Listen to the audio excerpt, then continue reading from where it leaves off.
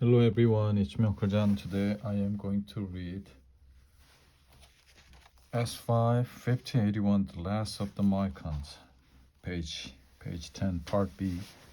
Steer the little boat straight towards the waterfall. After trying several times, at last the canoe landed in still water by a flat rock at the center of the waterfall. Here we are, at Glen's waterfall, said Hawkeye. Hayward, Cora, Alice, and Gamut got out of the canoe and waited on the rock while Hawkeye steered it back to get Uncas and Chingachgook.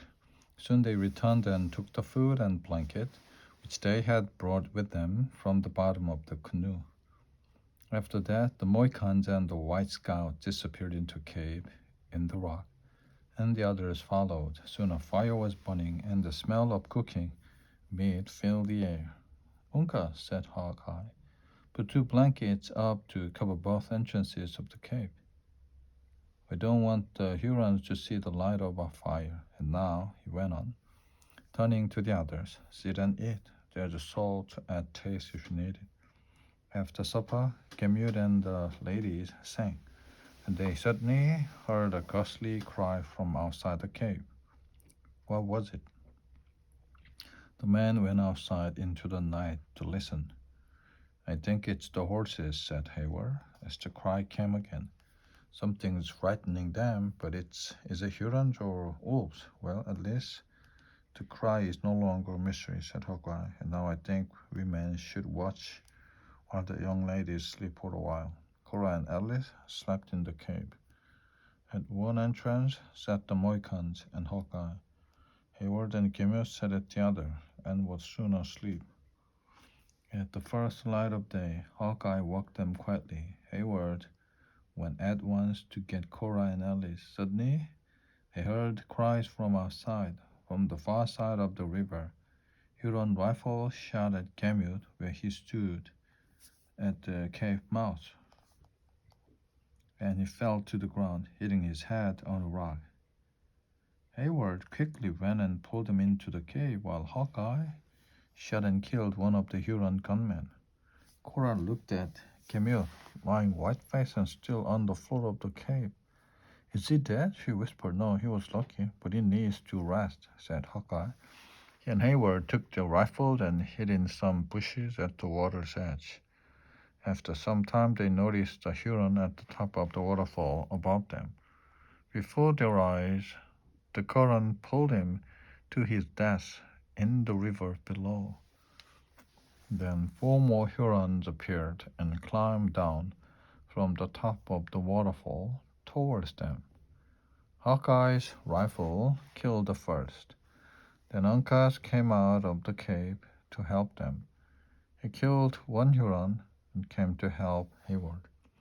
Was wrestling with another at the edge of the waterfall. Moving quickly, Uncas cut the wrist of Hayward's enemy. He fell back into the white water and was pulled under. Hawkeye killed his man with a knife through the heart. Then from a tree at the top of the wall of rock on the other side of the river, a Huron fighter began shooting down at them. They lay low in the bushes and waited. At last, Hawkeye managed to shoot up into the tree, and the Huron fell to his death on the rocks in the river below. My last bullet, said the scout. Let's fetch more from the canoe. But they found that the Hurons had cut the ropes and stolen the canoe. They went back to the cave to talk. What can we do now? Asked Hayward. Nothing, replied Hawkeye. We're dead men. No, said Cora. You mustn't die. You must leave us here and go to Fort William Henry. And what shall we say to your father? Asked Hawkeye. Tell him to come at once with an army to save us. A few minutes later, Hawkeye, Chingachgook, and Uncas dropped into the river and swam off, leaving Cora, Alice, Hayward, and the sleeping Gamut in the cave. Chapter 3, Magwa's Plans. Now that Hawkeye and the Mohicans had swum off, Hayward looked around him. For the moment, everything was calm. Gemut came out of the cave, holding his aching head. He was still feeling weak from the bad knock he had when he fell against a rock. What's happening? He asked. The Hurons have gone for a while at least, replied Hayward. Let's hide in the cave and hope that they don't find us. So the soldier and the singing teacher went into the cave. Cora sat there bravely, but Alice was crying. Alice, said Hayward, we are alive, and with life there is hope. Yes, replied Alice, looking up at him. And all my hopes are with those brave men who are going to fetch our father. Hayward took some branches and put them one on top of the other to hide the passage that joined the larger and smaller parts of the cave. Using Hawkeye's blanket, he filled the holes between the branches. And soon the part of the cave was dark, lit only by the weak light that came through the narrow second entrance at the side of the cave. Taking his gun and his last few bullets in his hand, he turned with a grim face to watch the narrow cave entrance. The Hurons won't find us. Easy to capture, he said to himself. Well, now, shall we sing a little? Said Gamut bravely. Took a little songbook out of his pocket and began to sing. Isn't singing dangerous with the Hurons so close? Cora asked.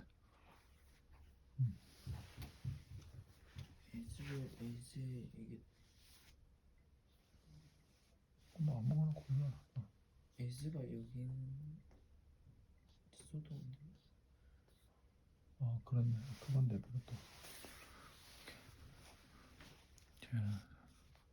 But only a short while later, David Gilmour's song was interrupted by a Huron cry just outside the main entrance to the cave. All eyes turned to the thin wall of branches and blankets that stood between them and the enemies. Hayward lifted up the corner of a blanket to see what was happening in the main part of the cave. The Hurons were there. One man held Hawkeye's useless rifle. They seemed to be looking for the White Scout everywhere, but apart from seeing some of David Gamut's blood on the cave floor, which excited them greatly, they found nothing of interest to them. Hayward, Gamut, and the two Munro sisters kept silent and hoped that the Hurons wouldn't discover their secret hiding place behind the branches. At last, the Huron fighters left the main cave and their cries grew fainter as they went off to explore the rest of the rocky island. Hayward turned to his friends. They've gone, he said. Alice opened her mouth to say something, but suddenly her eyes widened and she screamed. Hayward turned to look at the side entrance of the cave. There against the light, he saw the dark figure of a Magua. Without thinking, he shot at the man, but Magua ran off to safety, and the noise of the gun immediately brought the Hurons back to the cave. The wall of branches and blankets was quickly pulled to pieces, and Hayward, the Munro sister, and Gimel were led out into the daylight. The Hurons stood all around them, angrily shouting at them in French, sometimes talking together in their own language. One of them, a tall, strong man, seemed in Hayward's eyes to be their chief. He called Magua to him and spoke to him for a few minutes. Then Magua came over to the prisoners and explained what the others were saying. They are looking for the White Scout long rifle, he said, using the Indian's name for Hawkeye and his Mohican friend. Chingachuk and Yunkas, where are they? They swim off down the river, replied Hayward with a grim smile. You will never catch them.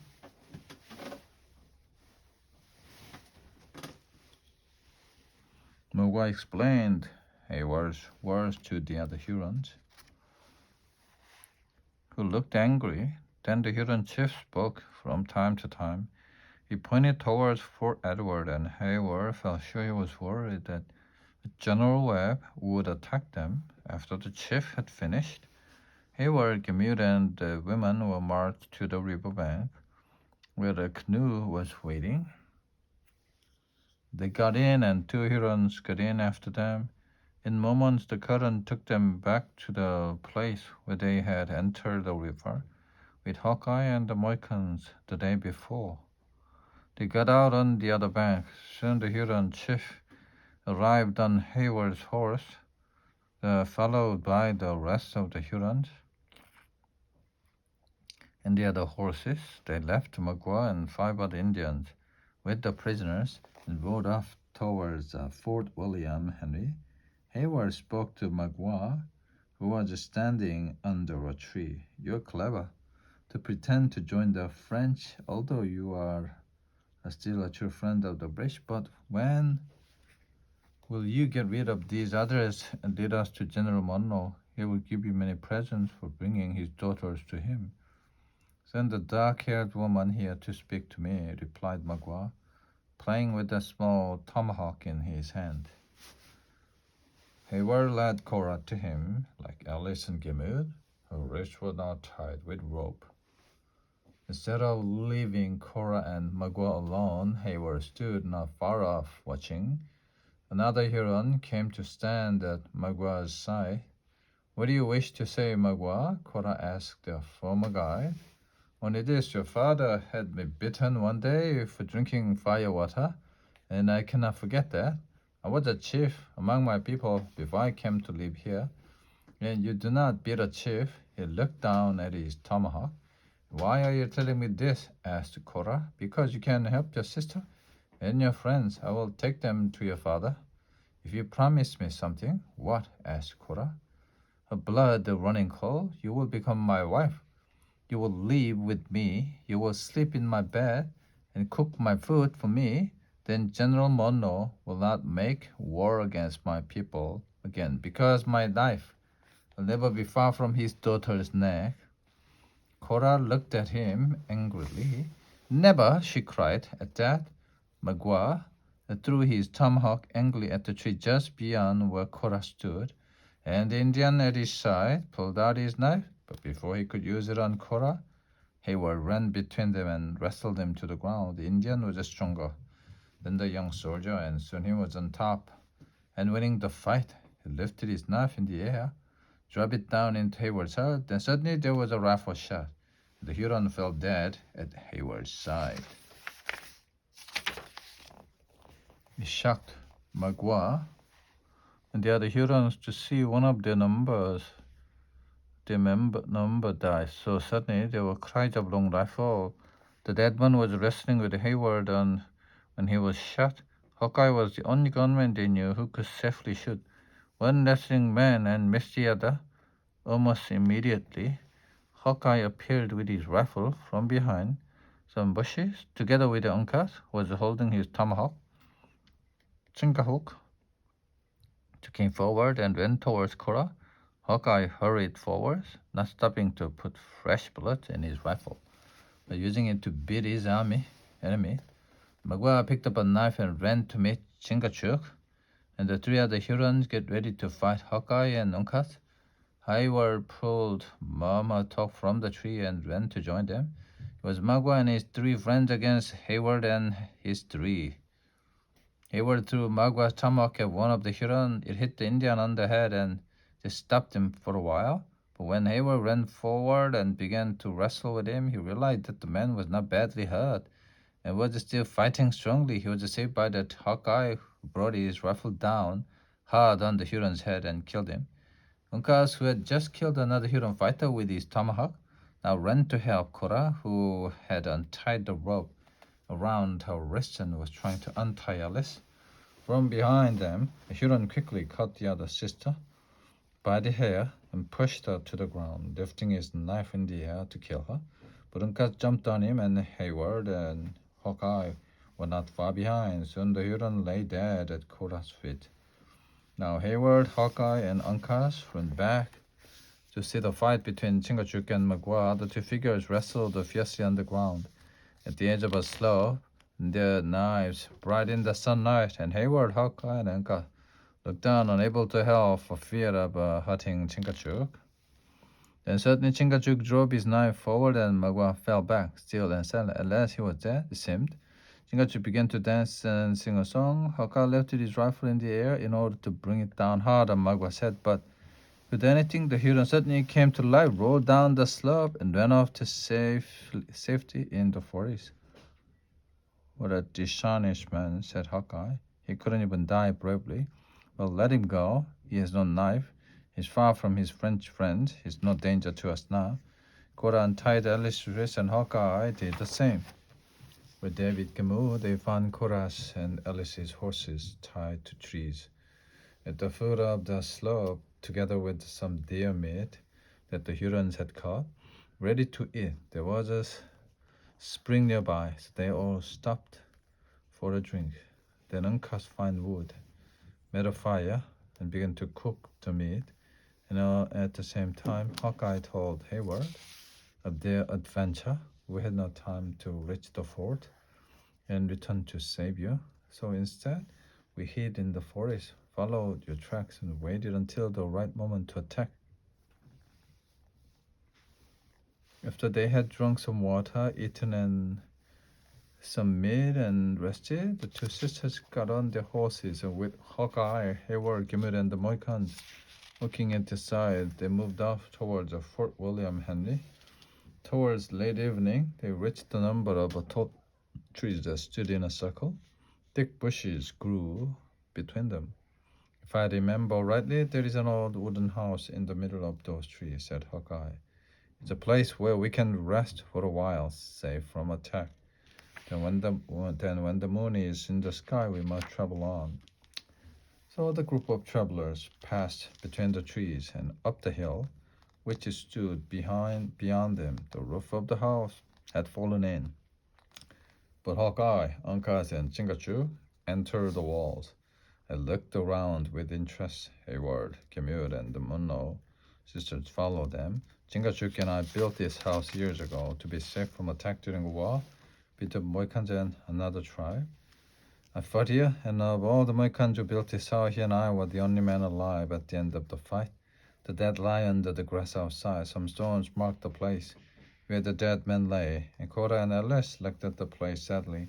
They all drank from an old spring near the house, and beds were all made from dry leaves for the two sisters. Everyone was tired, and only the two Mohicans stayed awake to guard the house from attack. Later they woke up to hear men walking towards their hiding place. The Mohicans brought the horses into the house, and they waited to see what was going to happen. Looking out of a dark window, Hayward saw about 20 Hurons coming through the trees. Suddenly they pointed to the stones where the dead Mohicans lay.